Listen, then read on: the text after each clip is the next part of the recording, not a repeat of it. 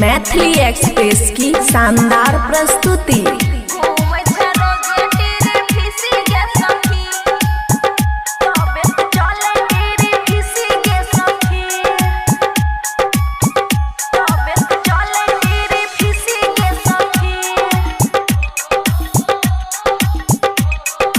खुशी recording studio बलुआहा।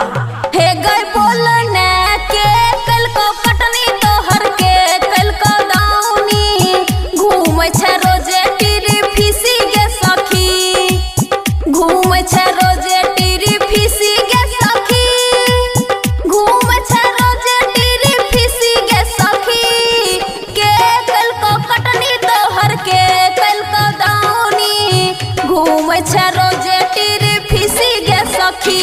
हे गई सुने साइकिल के कटनी हमर देवर केल के दौनी तबे त चले टीरी फिसी गे सखी, तबे त चले टीरी फिसी गे सखी, तबे त चले टीरी फिसी गे सखी। साइकिल के कटनी हमर देवर केल के दौनी तबे त चले टीरी फिसी गे सखी।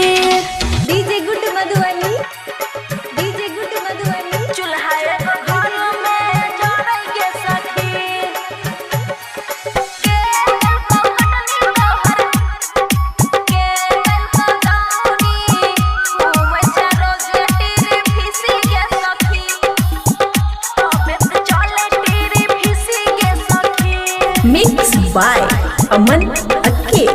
हे गई बोलने के छौ जर में के छौ अलग में चूल्हा के गो घर में जरोगे सखी, चूल्हा के गो घर में है जरोगे सखी, चूल्हा के गो घर में है जरोगे सखी के छौ जर में के छौ अलग में चूल्हा के गो घर में है जरोगे सखी।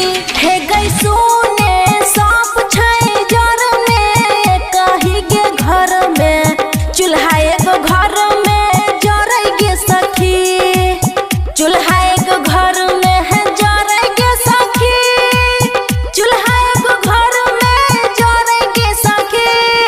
सब छै जर में कही गे घर में चूल्हा एगो घर में जरै गे सखी। DJ good Madhubani, DJ good Madhubani. चूल्हा एगो घर में जरै गे सखी के कल को कटनी तोहर के कल को दाउनी घूमै छै रोजे टीरी फिसी गे सखी, तबे त चले टीरी फिसी गे सखी।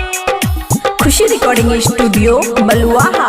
हे गई बोलने सुख दुख के बात के लठी के सरही है ससुरा में बेसी के मानोगे सखी, ससुरा में बेसी के मानोगे सखी, ससुरा में बेसी के मानोगे सखी। सुख दुख के बात के लठी के सरही है ससुरा में बेसी के मानोगे सखी। हे गई सुन सुख ता ढेरी मिलै दे हमें आराम रोशन दीवाना पिया मानै गे सखी, रोशन दीवाना पिया मानै गे सखी, रोशन दीवाना पिया मानै गे सखी। सुख ता ढेरी मिलै दे हमें आराम रोशन दीवाना पिया मानै गे सखी। खुशी रिकॉर्डिंग स्टूडियो बलुआहा।